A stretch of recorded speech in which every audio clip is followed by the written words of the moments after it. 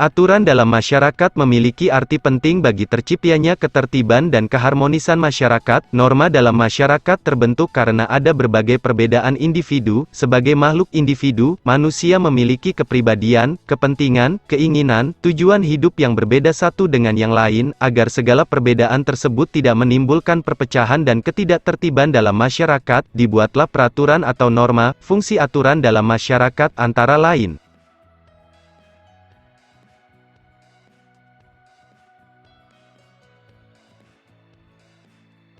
Nomor 1. Pedoman dalam bertingkah laku. Norma memuat aturan tingkah laku masyarakat dalam pergaulan sosial. Nomor 2. Menjaga kerukunan anggota masyarakat. Norma mengatur agar perbedaan dalam masyarakat tidak menimbulkan kekacauan atau ketidaktertiban. Nomor 3. Sistem pengendalian sosial. Tingkah laku anggota masyarakat diawasi dan dikendalikan oleh aturan yang berlaku.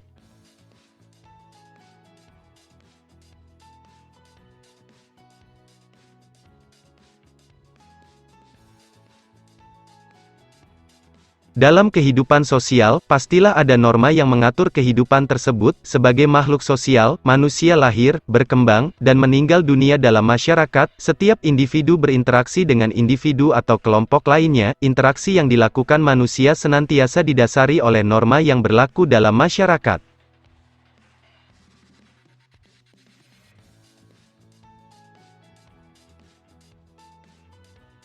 Dengan demikian, keberadaan norma melekat dalam kehidupan bermasyarakat. Norma juga diperlukan untuk mewujudkan dan menjaga tatanan kehidupan bersama yang harmonis. Tanpa adanya norma maka akan terjadi ketidakteraturan dalam kehidupan bermasyarakat.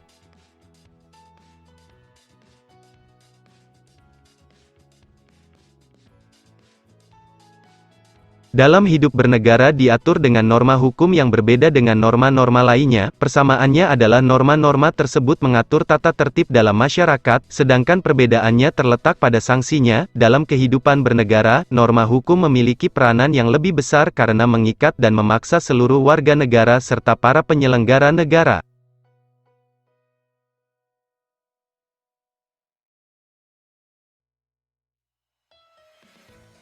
Pasal 1 Ayat 3 UUD Negara Republik Indonesia tahun 1945 menyatakan bahwa negara Indonesia adalah negara hukum. Apa yang dimaksud dengan negara hukum? Pelajari beberapa pendapat berikut.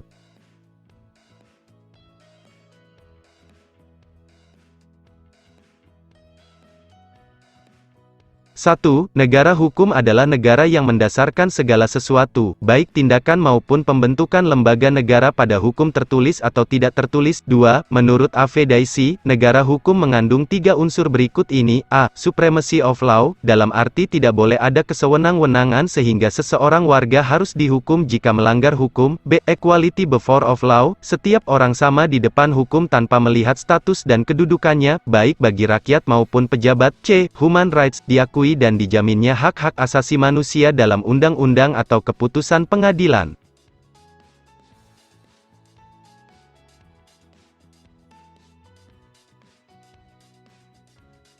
Jaminan UUD Negara Republik Indonesia tahun 1945 bahwa Indonesia sebagai negara hukum dapat ditemukan dalam UUD 1945 Pasal 1 Ayat 3 dan Pasal 27 Ayat 1 yang berbunyi, segala warga negara bersamaan kedudukannya di dalam hukum dan pemerintahan dan wajib menjunjung hukum dan pemerintahan itu dengan tidak ada kecualinya.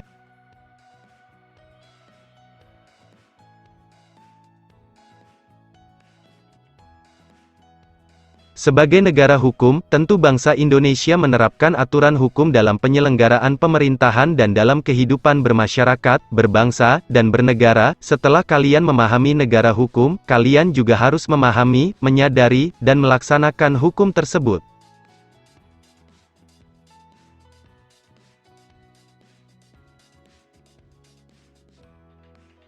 Pada umumnya norma hukum memiliki sanksi sehingga berlakunya dapat dipaksakan. Oleh karena itu, norma hukum lebih ditaati oleh masyarakat daripada norma lainnya. Hukum dapat memaksa seseorang untuk menaati tata tertib yang berlaku di dalam masyarakat dan terhadap orang yang tidak mentaatinya diberikan sanksi yang tegas.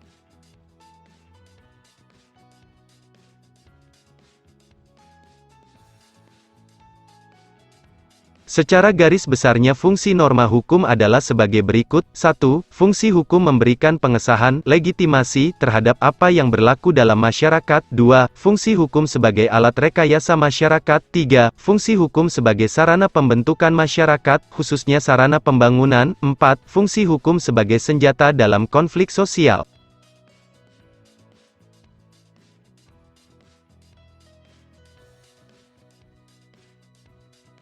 Mewujudkan keadilan merupakan salah satu teori tertua dari tujuan hukum. Dalam kehidupan sehari-hari terdapat ungkapan yang berkenaan dengan keadilan seperti, hendaklah keadilan ditegakkan walaupun langit runtuh. Bahkan, teori keadilan dalam tujuan hukum dianut oleh negara Indonesia seperti digambarkan dalam setiap putusan pengadilan yang harus diawali dengan kalimat, demi keadilan berdasarkan ketuhanan yang Maha Esa. Hal ini berarti setiap putusan pengadilan harus didasarkan atas rasa keadilan.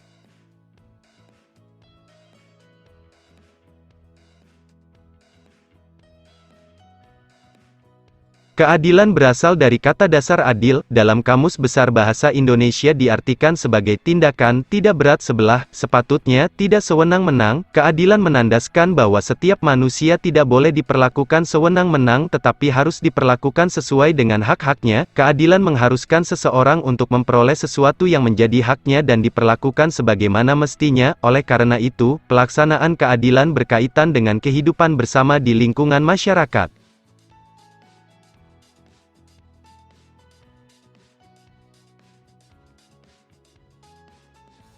Nilai-nilai keadilan harus terwujud dalam kehidupan bersama adalah sebagai berikut. A. Keadilan distributif, yaitu suatu hubungan keadilan antara negara terhadap warganya, dalam arti pihak negara yang wajib memenuhi keadilan dalam bentuk keadilan membagi, dalam bentuk kesejahteraan, bantuan, subsidi dan kesempatan hidup bersama yang didasarkan atas hak dan kewajiban. B. Keadilan legal, yaitu hubungan keadilan antara warga negara terhadap negara dan pihak warga negara wajib memenuhi keadilan dalam bentuk mentaati peraturan perundang-undangan yang berlaku. C. Keadilan komutatif, yaitu suatu hubungan keadilan antara warga satu dengan yang lainnya secara timbal balik.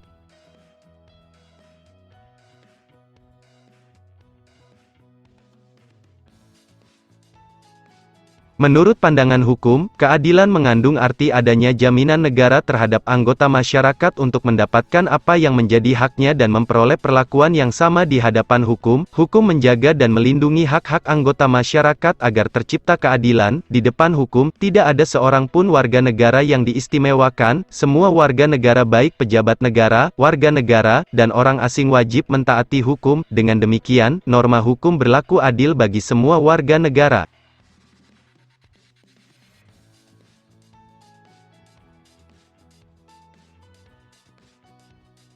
Menegakkan hukum pada pokoknya merupakan menegakkan nilai-nilai keadilan, bukan hanya menegakkan peraturan tertulis yang bersifat tekstual dan formal. Keadilan merupakan roh dari setiap norma hukum. Tegaknya keadilan hukum akan menjadi jaminan bagi perwujudan nilai-nilai kemanusiaan yang adil dan beradab sebagai sila kedua Pancasila, dan sekaligus mewujudkan sila kelima Pancasila, yaitu nilai-nilai keadilan sosial bagi seluruh rakyat Indonesia.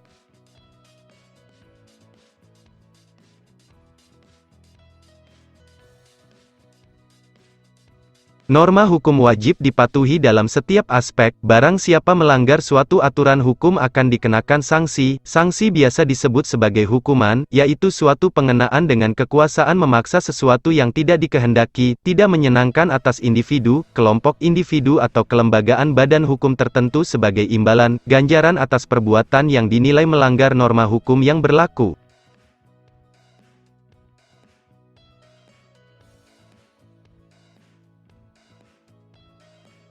Pengenaan hukuman dapat dibedakan dari segi berat ringannya seperti teguran atau peringatan, pengurangan hak seperti denda, pembatasan kebebasan, penjara, denda, sanksi yang menyakiti fisik, amputasi, dan pidana mati.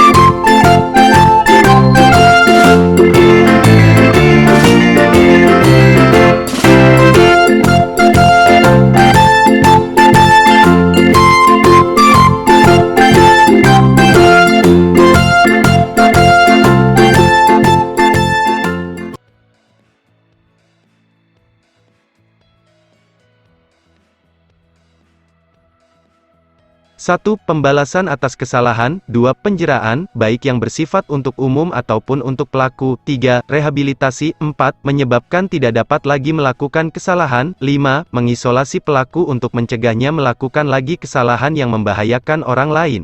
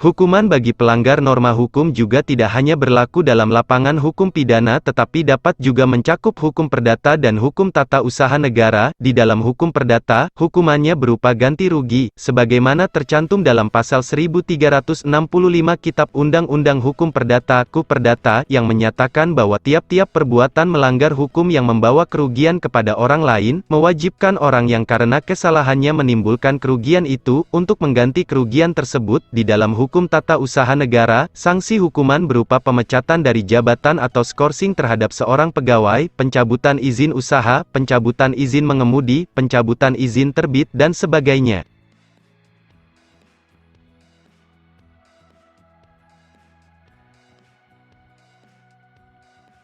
Pemberian hukuman bagi anggota masyarakat yang melanggar hukum, dilakukan oleh lembaga peradilan. Masyarakat tidak boleh melakukan tindakan main hakim sendiri. Melakukan tindakan main hakim sendiri termasuk juga perbuatan melanggar norma hukum. Pemberian hukuman hanya dapat dilakukan setelah melalui proses persidangan di lembaga peradilan. Dengan demikian, lembaga peradilan memegang peranan penting dalam menciptakan keadilan di tengah-tengah pergaulan hidup masyarakat. Melalui lembaga peradilan, anggota masyarakat yang merasa hak-hak konstitusionalnya dilanggar dapat memperjuangkan hak-haknya tersebut. Hal itu agar orang yang telah melanggar hak-hak orang lain menerima hukuman yang setimpal sesuai dengan pelanggarannya.